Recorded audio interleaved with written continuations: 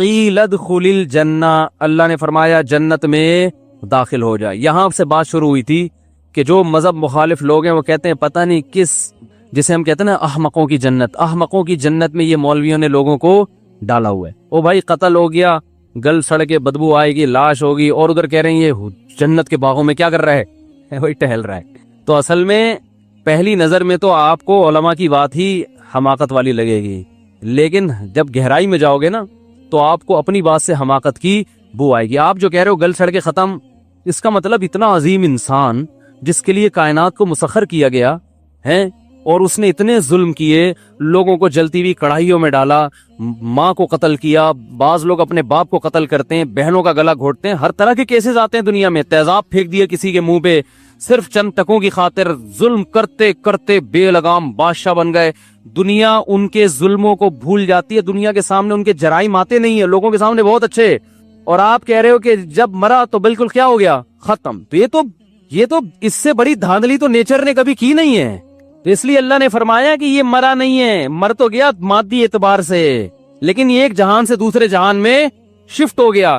اب چونکہ انسان کی سمجھ میں بات مثالوں کے بغیر آتی نہیں ہے، تو قرآن مثال سے بات سمجھاتا ہے۔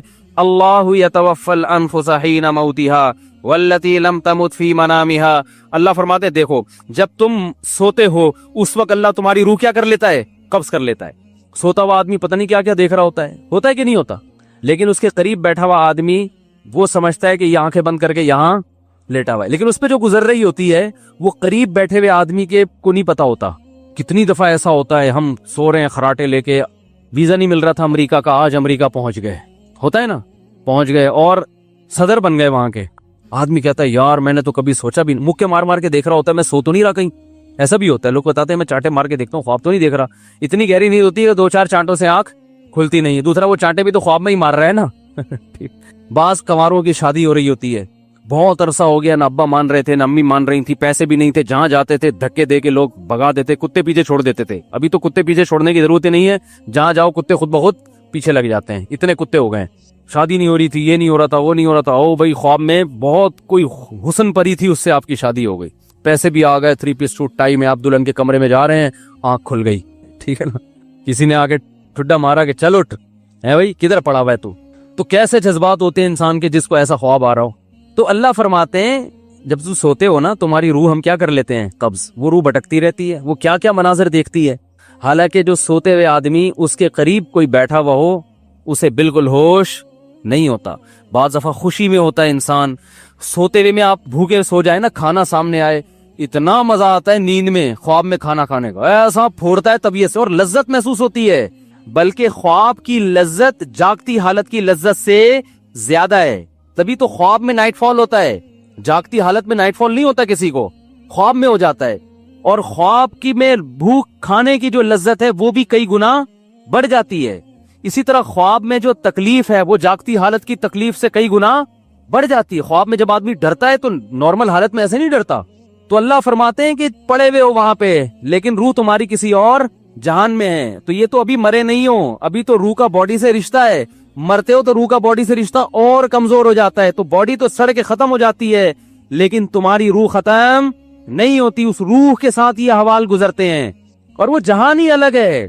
جیسے خواب کی دنیا یہ مادی دنیا تھوڑی ہے، یہ اس دنیا میں وہ ٹریس ہو ہی نہیں سکتا خواب، تو اللہ نے مثال سے سمجھایا ہے کہ دنیا میں دیکھو سائنسدان خواب کا اعتراف کیوں کرتے ہیں کہ ہر سائنسدان نے خواب دیکھا ہوا ہے، اگر کوئی نیند نہ ہوتی نا اور کوئی دنیا میں سویا ہی نہ ہوتا تو سائنس خواب کا بھی انکار کر دیتی۔ اگر کوئی پیغمبر آ کے بتاتے کہ اگر تم میں سے کسی کو نیند آئے اور ایسے سو جائے تو اس پہ یہ احوال گزریں گے، تو لوگ کہتے یہ نہیں ہو سکتا، کیوں گزریں گے بھائی؟ لیکن اب تو سب دیکھ رہے ہیں اپنی آنکھوں سے، جیسے اگر انسان خود انسانوں کو پیدا ہوتے ہوئے نہ دیکھتا اور کوئی پیغمبر آ کے بتاتے کہ اللہ نے تمہیں پانی کے قطرے سے پیدا کیا ہے تو مان لیتے لوگ، ہے بھائی؟ سوال ہی پیدا نہیں ہوتا، کہتا پانی کے قطرے میں آنکھ ناک کان دل دماغ جگر کیسے بن گیا، اور پیغمبر بتاتے کہ یہ پانی کا قطرہ ماں کے پیٹ میں اس میں وجود میں آئے تو آنکھ ناک کان کیسے بنی؟ بھائی جو روٹی کھاتے ہو نا اس روٹی سے آنکھ بنی، اسی سے کان بنی، اسی سے ناک بنی، اسی سے دماغ بنا، کوئی مان لیتا؟ تو بھائی یہ سب illogical باتیں ہیں، یہ کھوپڑی میں آنے والی نہیں ہے، میڈیکل سائنس اس کو تسلیم نہیں کرتی، اس لیے نہیں کرتی کہ اسے دیکھا نہیں ہے، آپ دیکھ لیا تو میڈیکل سائنس بھی کہتی ہے بھائی ایسے بنتا ہے، اس کے پوری لاجک بھی بیان کرتی ہے، وہ پروسیس دیکھنے کے بعد بیان کی ہے۔ تو جب مریں گے نا اور جب روح پہ احوال آئیں گے تو اس وقت سائنسدان بھی لیبارٹری ٹیسٹ کرنا شروع کریں گے, بولیں گے بھائی ایسا ہوتا ہے اور ہو رہا ہے, اور اس کی لاجک یہ ہے, یا لاجک سمجھ میں آئے نہ آئے وہ اللہ کی مرضی. تو ہم بہت محدود دنیا میں, کنویں کا مینڈک ہوتا ہے نا جو سمجھتا ہے کہ بس یہی ہے, اسے کوئی باہر بتائے کہ یہ بھی ایک دنیا ہے اور یوں بھی ہے, وہ کہے گا ایسا نہیں ہو سکتا.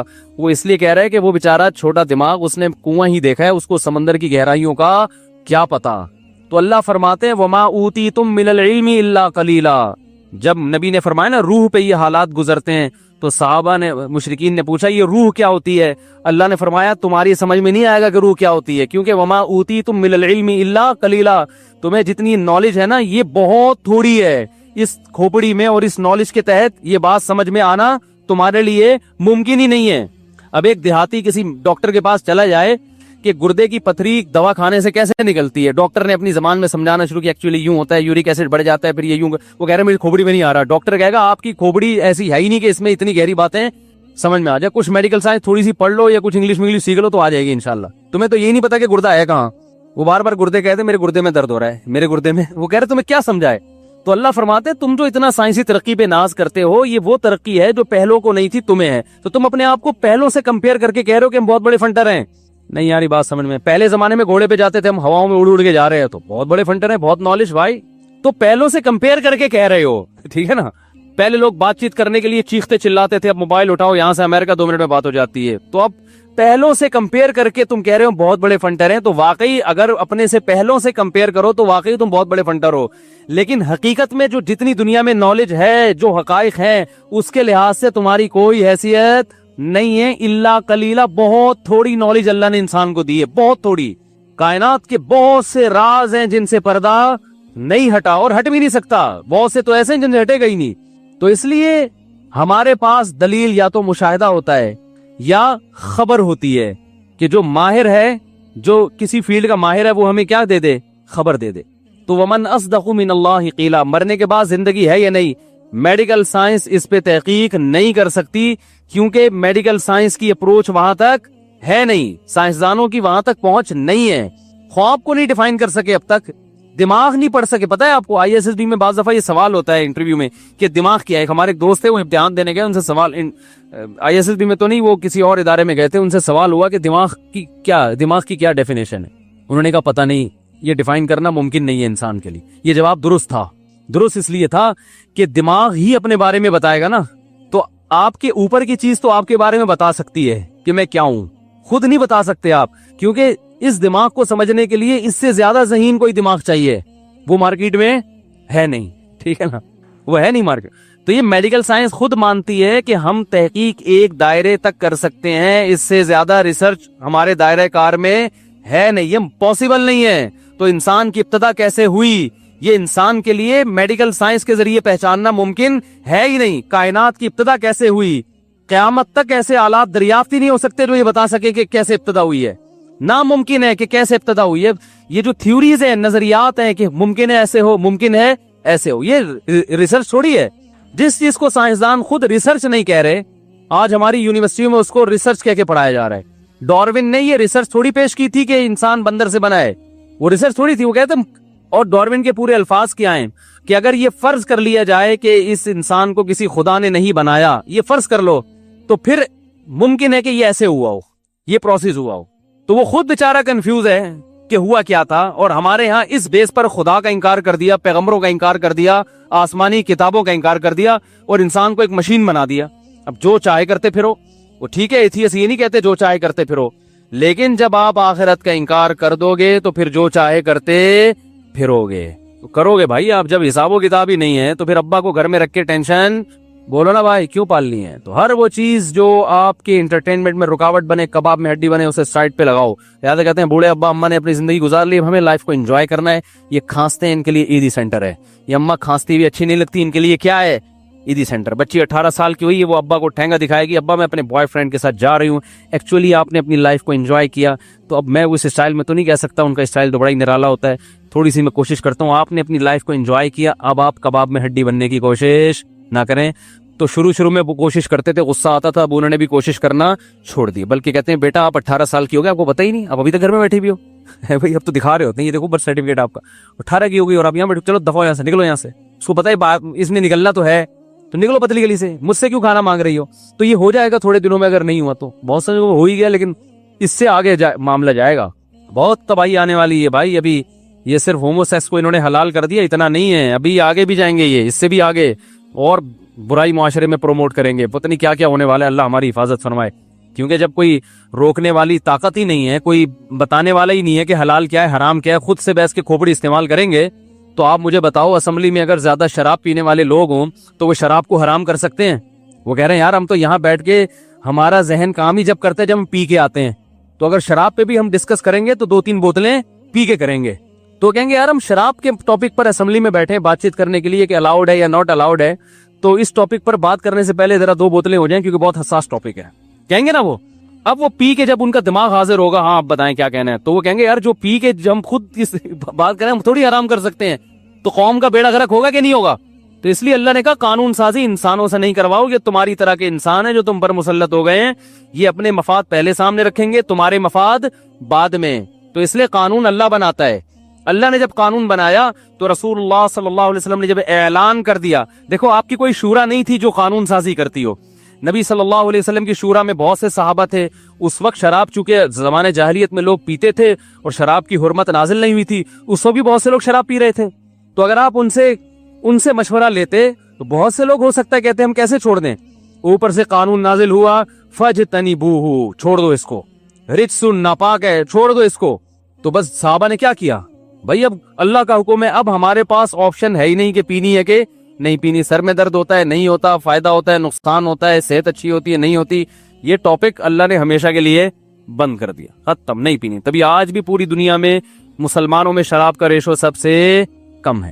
تو مرنے کے بعد اللہ نے کیا فرمایا، ایسا نہیں، وہ قرآن کا دعویٰ دیکھو، ادھر اس کو شہید کیا ہے، حبیب نجار اس کا نام کتابوں میں لکھا ہوا ہے کہ شہید کیا، دھوبی تھا بیچارہ کہا جاتا ہے، تو اس نے جب تبلیغ کی ہے تو قوم نے اس کو قتل کر دیا، قتل کر کیا ہے، اللہ فرماتے ہیں قیل ادخل الجنہ، ادھر شہید ہو رہا ہے، ادھر کہاں جا رہا ہے؟ جنت میں۔ ممکن ہے کسی کو اشکال ہو جنت تو قیامت کے بعد ہوگی، تو جنت سے مراد یہاں برزخ ہے، برزخ میں بھی ایک جنت ہے، برزخ میں بھی ایک جہنم ہے، جو اصل باغات والی جنت ہے وہ تو آخرت میں ملے گی نا، وہ تو جب میدان حشر میں حساب و کتاب ہوگا اس کے بعد، لیکن حدیث میں آتا ہے کہ قبر جو ہے وہ بھی جنت کے باغوں میں سے ایک باغ یا جہنم کے گڑھوں میں سے ایک گڑھا ہے، تو یہاں وہ والی جنت مراد ہے۔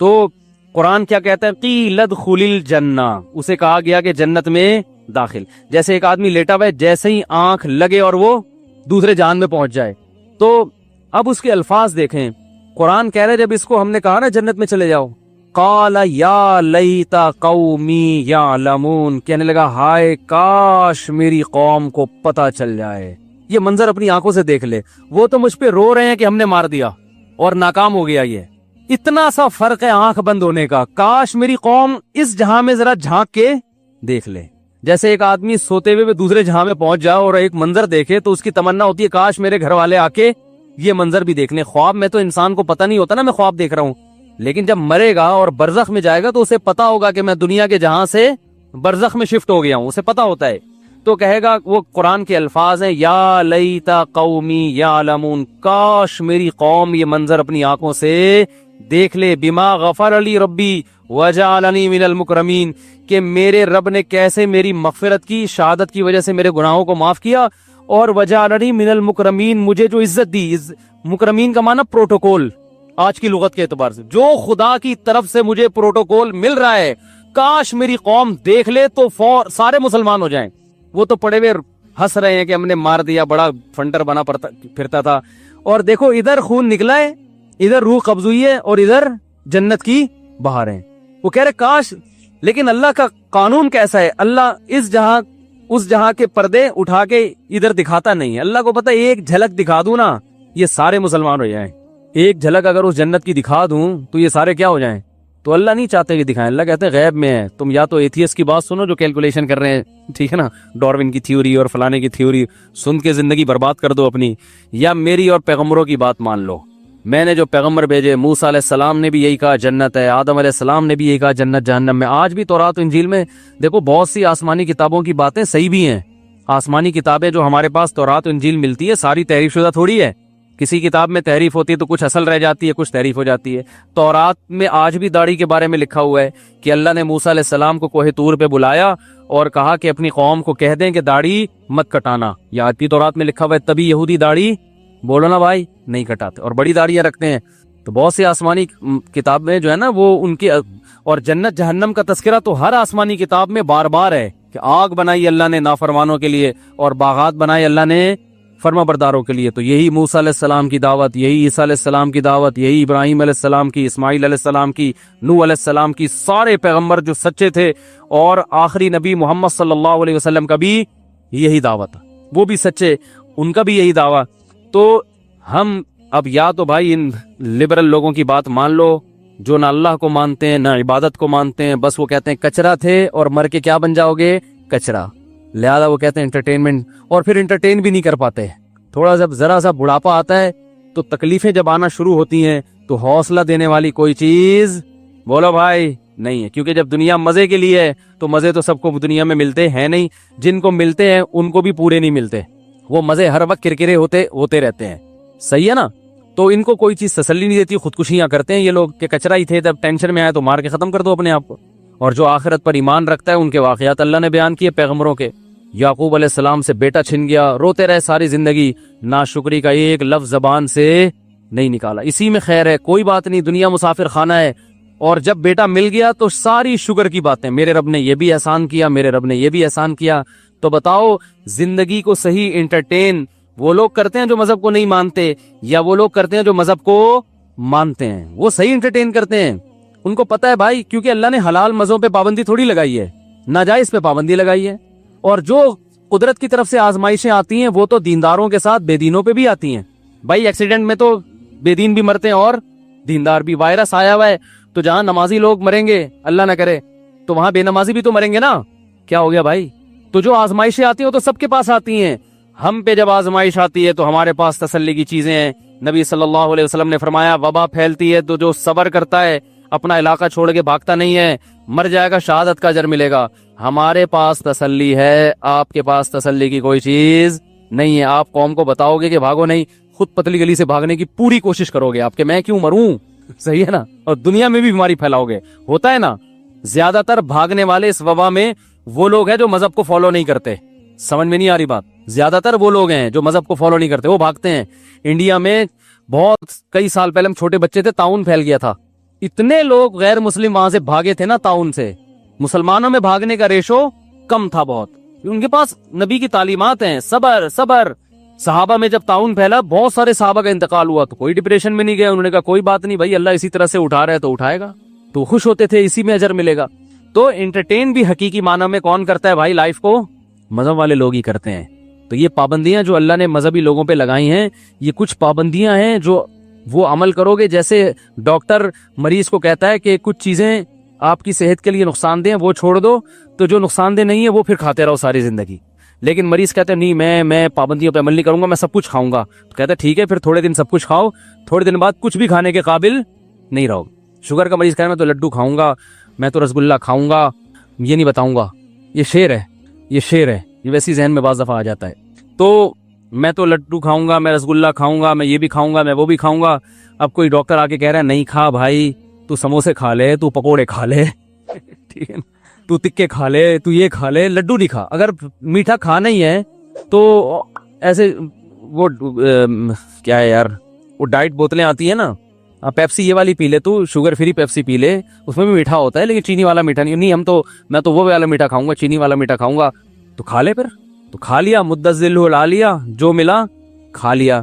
اس کے بعد تھوڑے دن کے بعد جو چیزیں ڈاکٹر نے کھانے کا مشورہ دیا تھا نا وہ بھی کھانے کے قابل نہیں رہے گا۔ شوگر سے گردوں پہ اٹیک ہوگا، گردے خراب، شوگر سے تو بہت جلدی اٹیک ہوتا ہے گردوں کے اوپر، گردے خراب ہو جائیں گے، بی پی ہائی ہو گیا، گردے کی ایسی کی تیسی، بلڈ پریشر ہو گیا، وہ تو ایک بیماری دیکھو 100 بیماریوں کو کھینچ کے لاتی ہے۔ آنکھوں کا مسئلہ کھڑا ہو جاتا ہے شوگر کے مریض کے ساتھ۔ ڈاکٹر کہہ رہا تھا کہ بھائی تو ابھی لڈو چھوڑ دے، دیکھ جو چاہ، کہہ رہا نہیں میں تو کھاؤں گا، میں تو پابندیوں پہ عمل نہیں کرتا، تو کھا لیا۔ اب دیکھنے کے قابل بھی نہیں، آنکھوں کی بینائی جا رہی ہے، ہڈیاں وہ سیدھا ہو رہی ہیں۔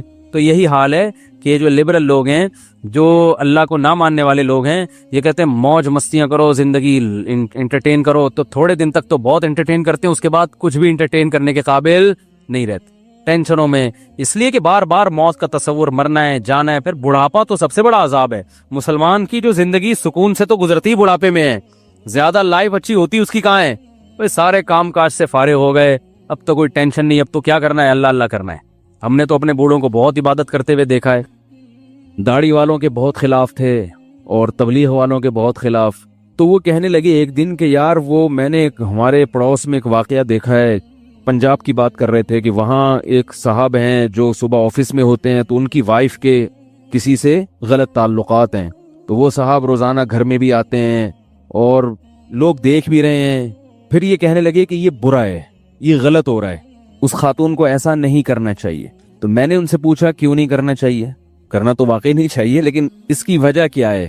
یعنی میں نے ان سے پوچھا کہ آپ یہ کہہ رہے ہیں کہ وہ خاتون غلط کر رہی ہیں، اپنے شوہر موجود نہیں ہیں، اور یہ نہیں کہ وہ کوئی ناجائز تعلقات کا انہوں نے کہا، بس یہ کہ اتنا کلوز کیوں ہے کوئی غیر مرد کہ شوہر کی غیر موجودگی میں وہ گھر میں جا رہا ہے اور فری ہو رہا ہے اور لوگ دیکھ بھی رہے ہیں.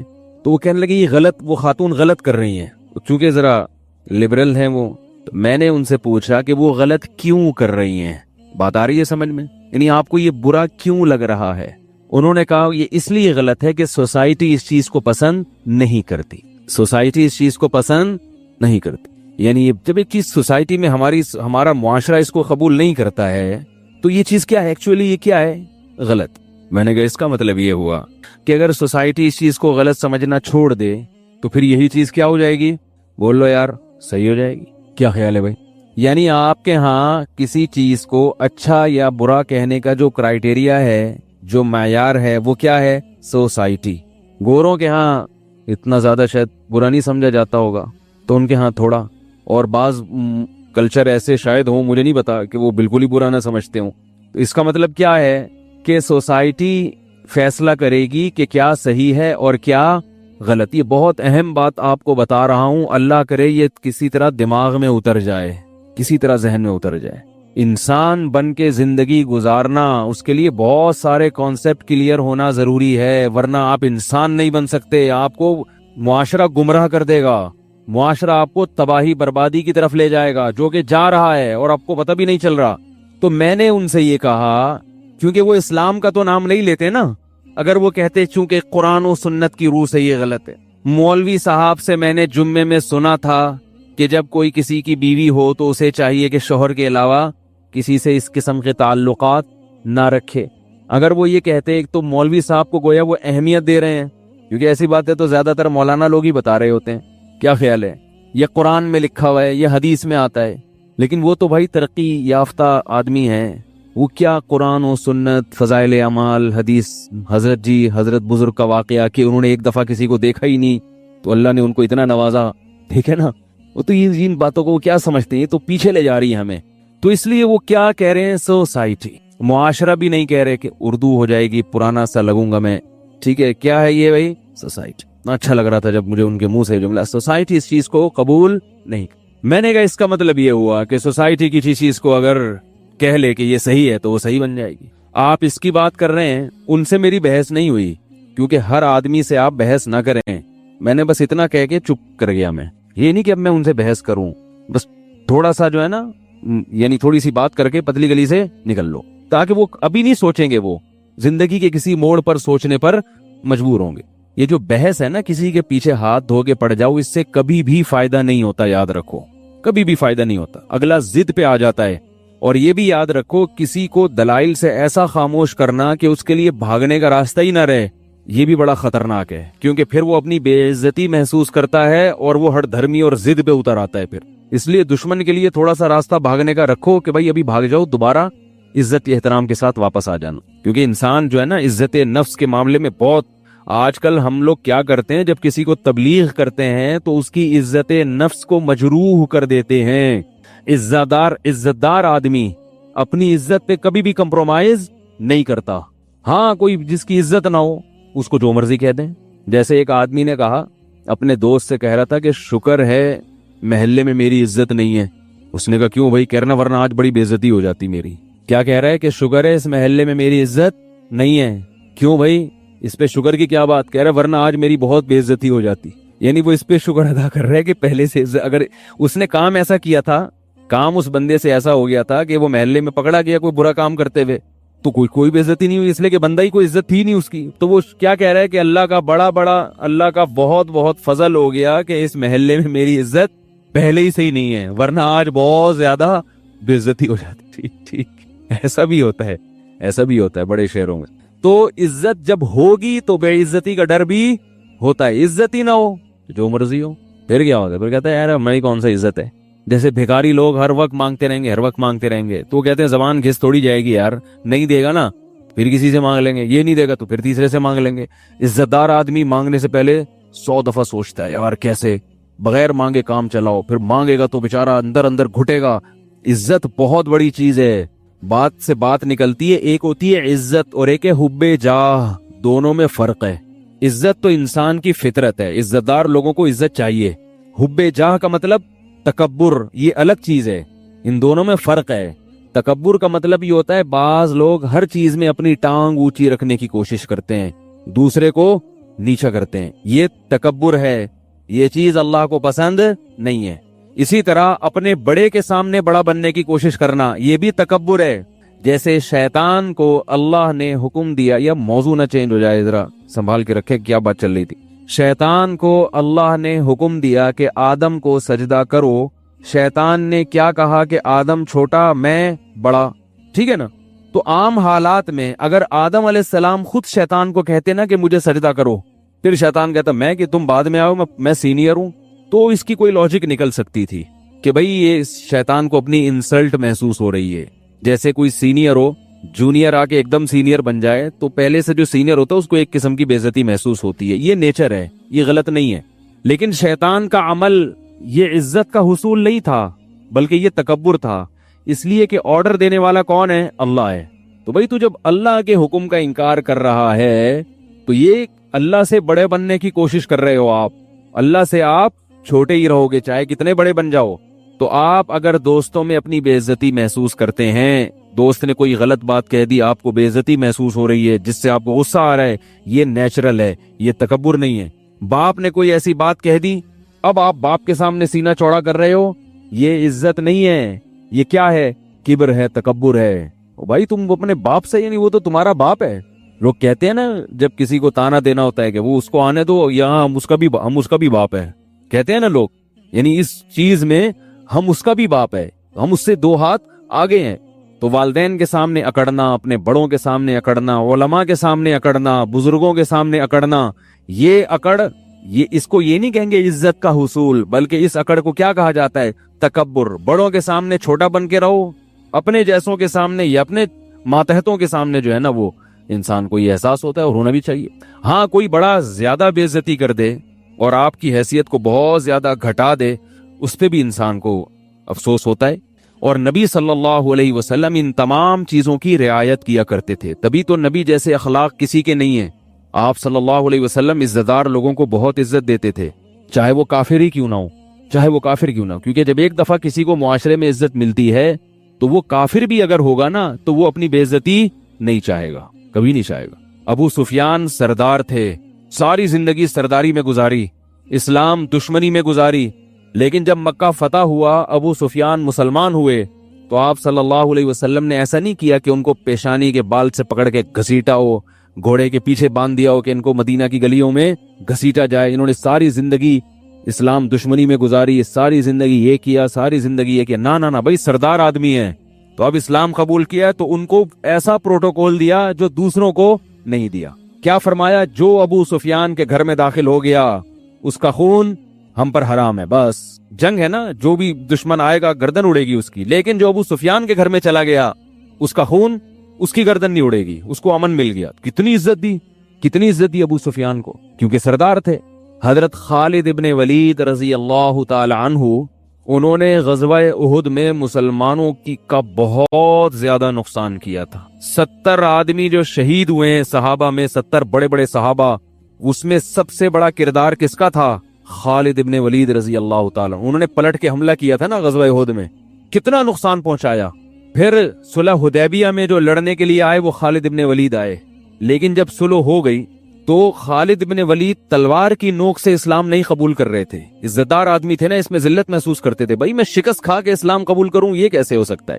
آپ صلی اللہ علیہ وسلم نے ان کو عزت دی اور ایک قاصد بھیجا اور کہا کہ خالد ابن ولید سے جا کے کہو کہ تمہارے جیسا سمجھدار آدمی, ذہین آدمی ابھی تک کافر ہے, یہ ہماری سمجھ میں نہیں آتا. بڑی تعجب کی بات ہے, اتنا ذہین آدمی, اتنا ہوشیار آدمی, اور ابھی تک اس کی سمجھ میں اسلام نہیں آ رہا. اور پھر یہ بھی فرمایا کہ تم اگر اسلام قبول کرو گے تمہیں یہاں عزت ملے گی. اب ہم جیسے سطحی ذہن کے لوگ ہوتے اس وقت, ہم کہتے ہیں ہاں یہ تو اسلام قبول کیا جا رہا ہے عزت کے لیے, لالچ دے دے کے لوگوں کو مسلمان بنایا جا رہا ہے.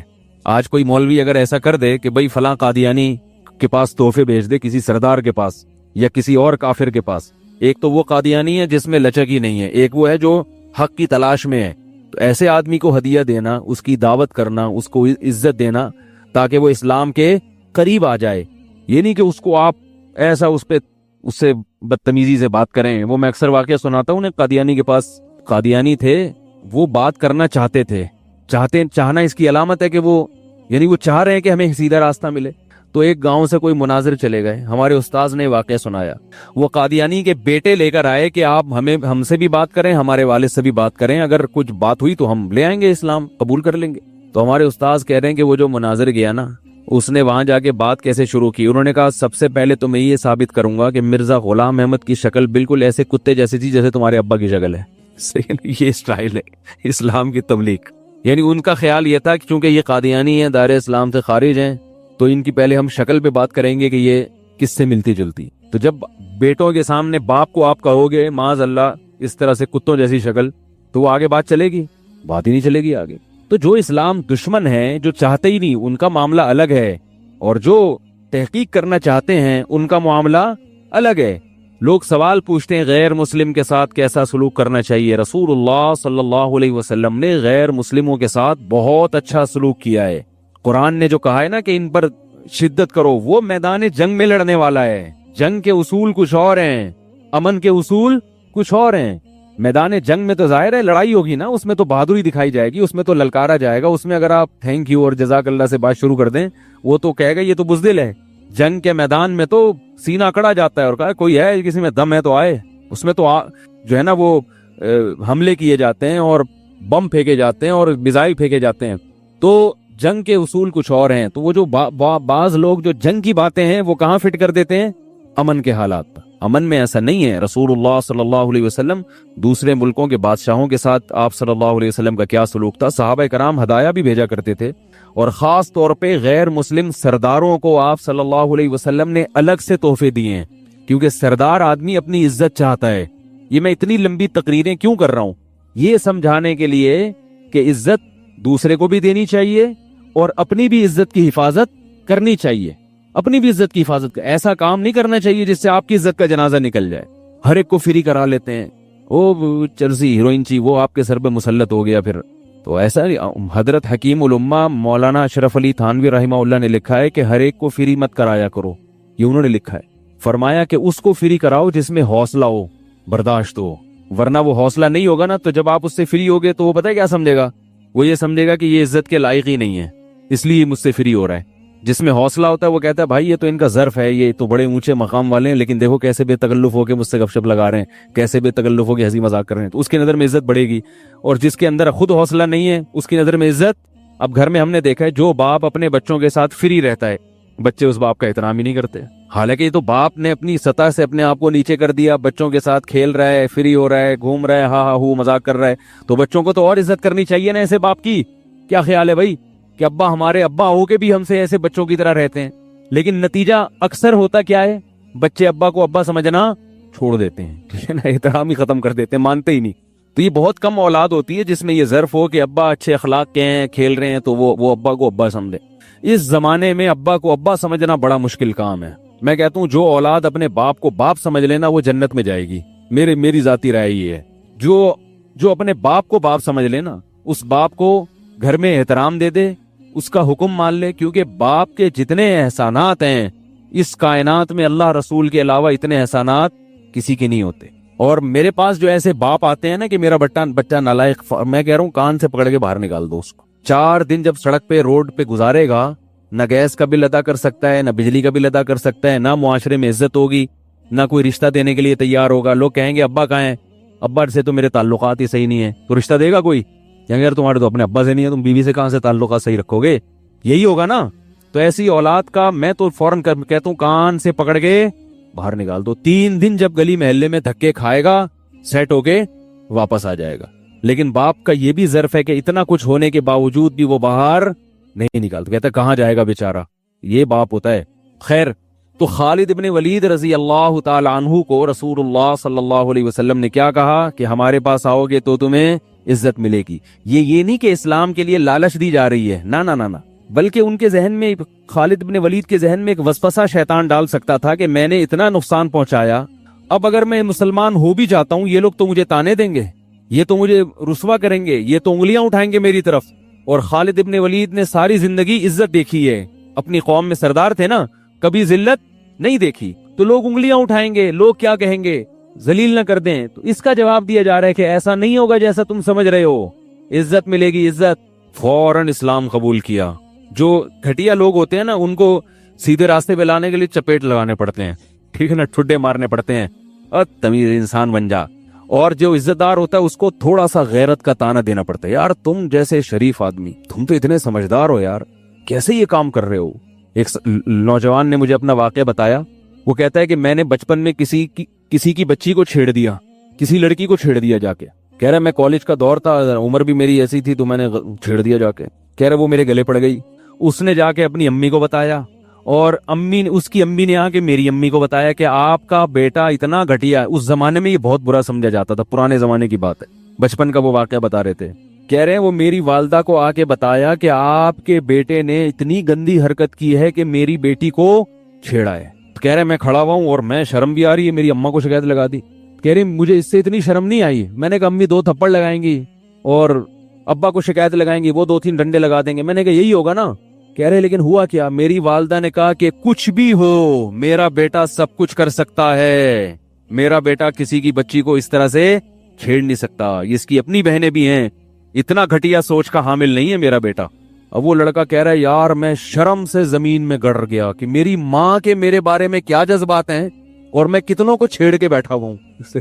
کہہ رہے میں کتنوں کو چھیڑ کے بیٹھا ہوا ہوں اور میری ماں کے میرے بارے میں یہ جذبات ہیں. کہہ رہے بار بار میری ماں کہہ رہی ہیں اس خاتون کا نام لے کے، وہ جو بھی بہن ہوں گی، پڑوسی ہوں گی، کیونکہ پڑوسیوں کو ہی چھیڑا جاتا ہے نا، مجھے نہیں پتا کہ پڑوسی ہوں گی تو وہ کہہ رہی ہیں اس پڑوسن کا نام لے کے کہ بہن تم جو کچھ بھی کہہ دو، میرے بچے پہ الزام لگا لو، اس نے فلاں کو مار دیا، اس نے فلاں سے اسکول سے چھٹی کر لی، یا یوں کر لیا، یہ کر لیا، لیکن میرا بیٹا کسی کی بیٹی کو، بہو بیٹی کو چھیڑ نہیں سکتا، کیونکہ ہم عزت دار گھرانے کے لوگ ہیں اور عزت دار گھرانے والے ایسے کام نہیں کرتے.